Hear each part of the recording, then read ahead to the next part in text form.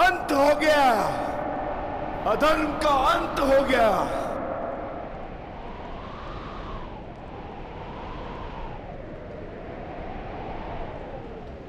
ज्येष्ठ, पांचाली से कहना मैंने अपनी प्रतिज्ञा पूर्ण कर ली।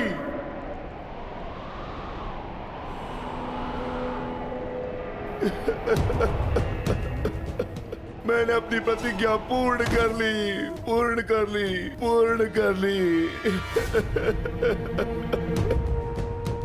ये 100 हाथी के बल वाला भीम 100 भ्राताओं का हत्यारा बन बैठा।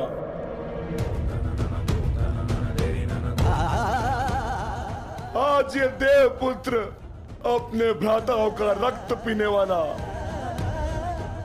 राक्षस बन बैठा।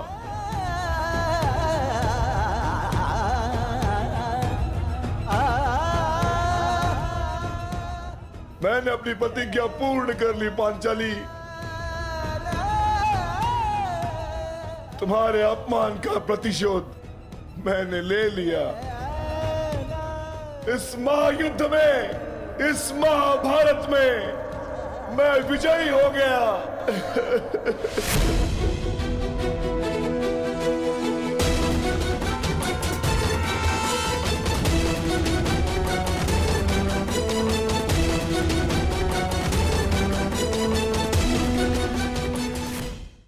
इस महायुद्ध में, इस महाभारत में मैं विजयी हो गया। परंतु आज स्वयं को हार गया ये वृकोदर भीम। हार गया ये वृकोदर भीम।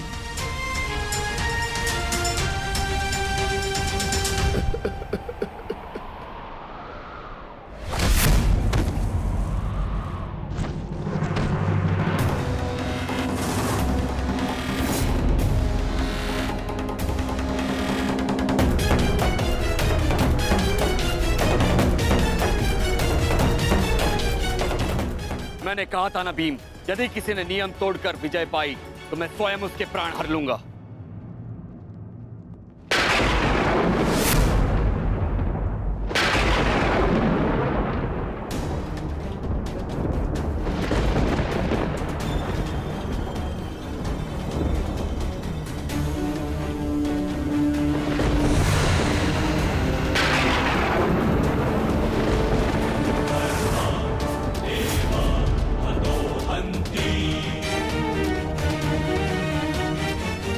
तुमने दुर्योधन की जंगा पर प्रहार करके द्वंद का नियम तोड़ा है भीम।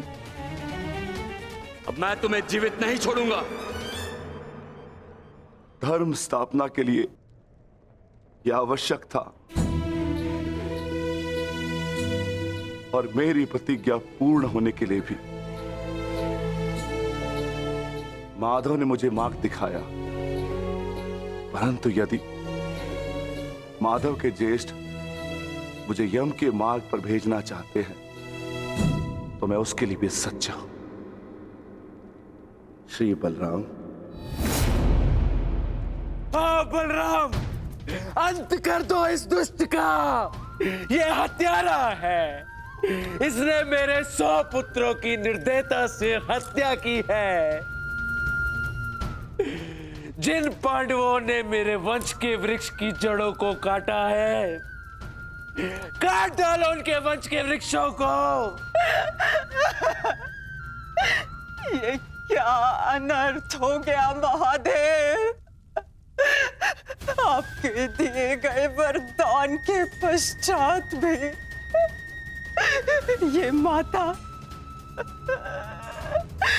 माता अपने पुत्र, अपने दुर्योधन को उस कृष्णा के छल से नहीं बचा पाए। ये कैसा न्याय है आपका। इसने 100 पुत्रों के गर्वित पिता को पुत्रहीन कर दिया। इसने एक अंधे के सभी स्वप्नों को अंधकार में डाल दिया।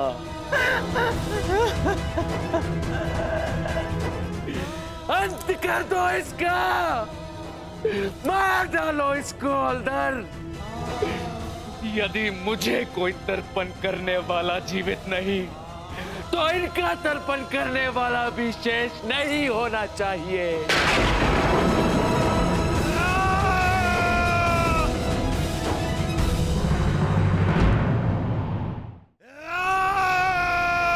एक क्षण रुक जाइए दाऊ।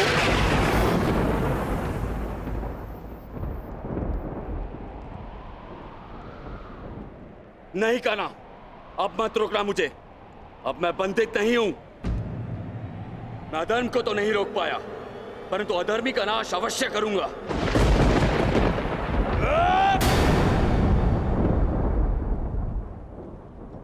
किंतु अधर्म कहां हुआ है दाऊ?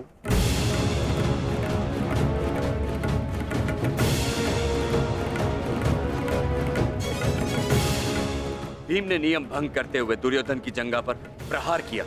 क्या यह धर्म नहीं? तुमने स्वयं अपनी आंखों से देखा है कान्हा, फिर भी तुम मुझसे ये प्रश्न कर रहे हो? हाँ दाऊ, क्योंकि ये प्रश्न उचित है।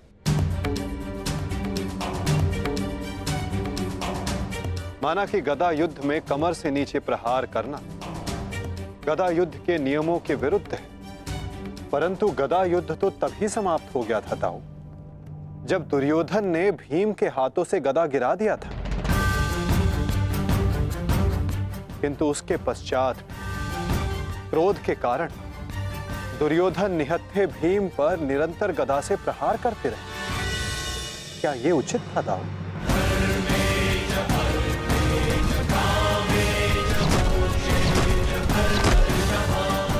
नियम तो दुर्योधन ने तोड़ा था, विकोदर भीम ने तो केवल आत्मरक्षा का प्रयास किया था, जिसके कारण विकोदर को विवश होकर दुर्योधन की जंघा पर प्रहार करना पड़ा।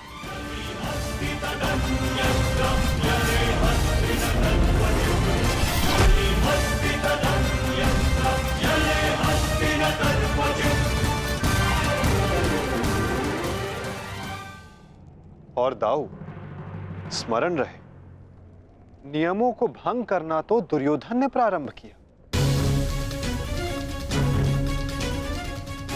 दाऊ, जब दो योद्धा आपस में युद्ध करते हैं तो वो एक दूसरे को उकसाते हैं, किंतु किसी की कुल वधू का मान मध्य में लाना और उसका अपमान करना क्षमा योग्य नहीं होता है दाऊ। आप क्या चाहते थे दाऊ? कि दुर्योधन इस युद्ध में विजयी हो जाए और पांचाली को अपनी जंघा पर बैठा?